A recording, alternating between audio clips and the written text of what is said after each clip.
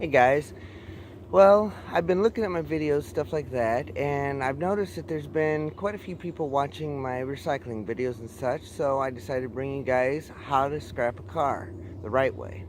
Now, I've got over right around probably 20 years experience, 15, 20 years experience in the junking scrap metal business, stuff like that. I've been junking and such.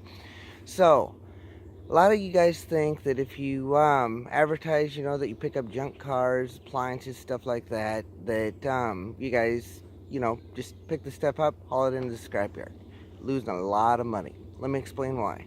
If you get an average vehicle, what you got to do to it? You're gonna want to check the radiator in it. The radiator, obviously, everybody knows where the radiator is. Check that. Is it silver? It's going to be aluminum. If it's kind of a darker color metal, kind of an older kind of car, it's going to have a copper. They call them auto radiators. And did you know that if you pull the auto radiator out, it's got two steel parts on the sides for support, and then the top tank where you put your fluid in, and the bottom where you drain it to change your fluid and everything. Did you know those are actually brass? Yeah, you guys can clip those off and actually cash those in for yellow brass. Now, when you get into the engine, stuff like that, if you really want to get down to it and you start pulling the engine and start pulling the exhaust and such like that to get to the catalytic converter, what you're going to want to do is pull the engine out. Junkyards are going to do this. They're going to pull the engine out. They can sell that. When I was in the business last couple years ago, the average engine was going for roughly, $2,500, $3,500. Now, how do they get that much money out of it? You really can't do that, because when a junkyard does that, they're going to pull the engine out. They send that in to be cleaned and refurbished. That's why you can buy a refurbished engine. Now, when you get down to the tires and stuff, you have aluminum rims and you have steel rims. The tires, you might want to pull those off, because if a scrapyard sees them and they are actually holding air, they can sell those for about $25 to $35 a piece, depending on location. Now, when you get into the electrical of the car, the battery cables, all the little wiring that brings your car for a hot day to roll the windows down, there's about 75 to about 85 pounds of copper wiring. It's usually number two, but let me tell you, before you even start, there's going to be a lot of work with it, because about probably 50 to 60% is going to be up in your dash, and unless you're really committed, it's going to be a lot of work. Now, when you get into the catalytic converters, anybody wonder why catalytic converters are worth so much money? What scrapyard is going to do when they look at it is to check the honeycomb. Honeycomb can be found where the exhaust pipe goes in and the other part goes out. It's got a honeycomb in there. If you look down deep in there, scrapyards are always looking to see if the honeycomb is intact, because there's little beads in there. The little beads are platinum. Now, the older ones that are from the factory are going to have more in them. The newer ones that are aftermarket are not going to have a whole lot in them. That's why catalytic converters can run anywhere from $50 to about $350, $400. There's companies that will actually send you a box. You fill up the box and then they'll ship it back to you. Google search it. Otherwise, when you get into like the catalytic converters, we talked about that. The insulated wire, the rims, the engines. If you pull those down, you can actually cash in. There's a lot more money cashing the stuff in, as far as tearing it apart and such, than just throwing it on a trailer and hauling it in. My average, when I was dealing with people, with cars, stuff like that, had friends, and I still have a bunch of friends in it, but when I had friends, I was talking to daily on it and everything, the average person can make, if you strip a car down right, if you take it in whole, you can get roughly, depending on the markets, like right now, it's probably about $150, $250 per car. They have to have a title with them. Here's another thing. If you get something big enough, like say a truck cab, or the rear end of a truck or something like that, where the boxes where you put all your stuff, to haul it. A lot of people make trailers out of those and such, in my area at least.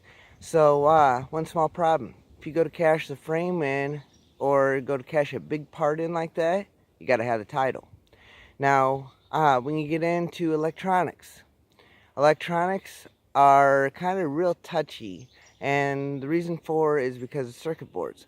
Circuit boards have solder, they have plastic, all kinds of stuff like that. What they actually do to clean them is they clip them down into smaller sections, and there's some acid that you can get online. What it does, you put it in a glass jar and you put it down in there, and what it does is actually eats away the plastic, and then you get down to the gold. Last I knew, there took right around 420 computers to make 1 ounce of gold for $1,600 a troy ounce when I was back in the business. But there's quite a few things that you need to know about, junking, scrapping, stuff like that. Now, there's a lot of people out there wondering, hey, can I quit my job, and start being a scrapper, start making, money full time, stuff like that? Yes and no. Now, if you're just getting into the junk business, what you need to know, there is a lot of ins and outs. You gotta find where each individual part goes. Starters, alternators, you don't throw those in with your cars. Those are electric motors. You can cache those in separate. Batteries, cache those in separate. Radiators, the engines, all that kind of stuff. Well, when you get into junking, what you got to do is actually know where all that stuff goes, know what it looks like and everything, and you can start doing it. But the thing is, you have to have a steady supply of cars, trucks, appliances, anything like that coming in. Now, if you just are running, say, an ad in your local newspaper, advertising on Facebook, such, then you're not really going to have the constant supply coming in. It takes time like everything else does, and once you can get going in it, and if you can get on with the junkyard, stuff like that, usually scrapyards will pay you extra money on your material if the more you bring in. Around my area, it used to be like a nickel, dime more, per pound, over 100 pounds, over 200 pounds. So check around your prices, because there is small junkyards. Small junkyards sell to medium-sized junkyards sell to large junkyards. And then when you get above all else, you get into the big guys. The big guys are spending, on average, on a Monday morning, they can spend upwards of $1 million within 15 minutes. So, just kind of watch how a junkyard unloads you when you take your stuff in. Are they going to unload you with the grapple? Layman's terms, that's the claw on the excavator. They drop that on, pick up the car.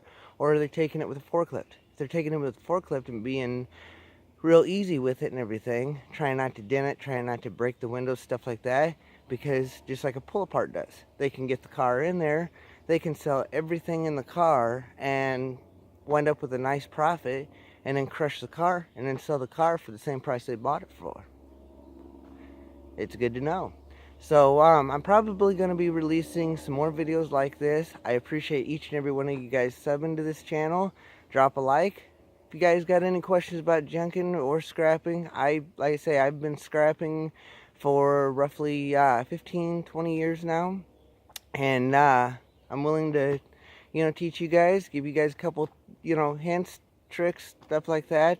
There's a lot to know. So thank you guys very much for watching, and I will see you guys on my next day off. You guys have a fantastic day, and be watching them subs, so keep them coming. We're trying to hit 1,000 and the 4,000 hours of watch time. That way I can get up to getting more videos on here, and hopefully get away from my job, come back here, and be doing videos full time.